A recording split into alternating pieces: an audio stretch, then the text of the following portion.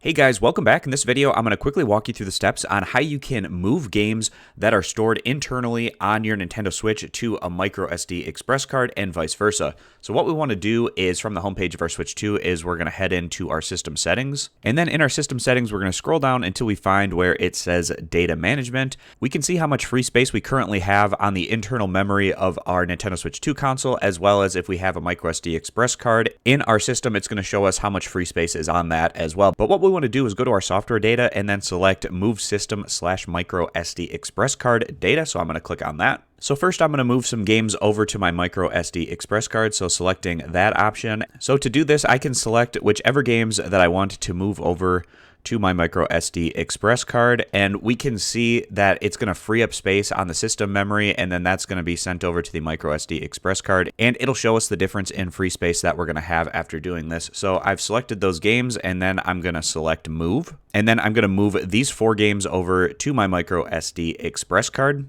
And depending on how many games you select and how big the file sizes are, this could take a little bit of time, but it'll show you the progress right here. And once it's done, we can head back over to our system settings. But if you'd ever want to do this in the other direction, we can just head right back in to the same area, go down and click where it says move to system memory. Then you can select the games that you'd want to move over to the internal system memory of your Switch 2. Click move on that and then move, and then it will do the same process but in the other direction. I hope this quick tutorial was helpful, walking you through the steps on how to move games from your system memory to a micro SD card and vice versa with your Nintendo Switch 2. I appreciate you guys stopping by. Consider subscribing to the YouTube channel, and I'll see you back here next time.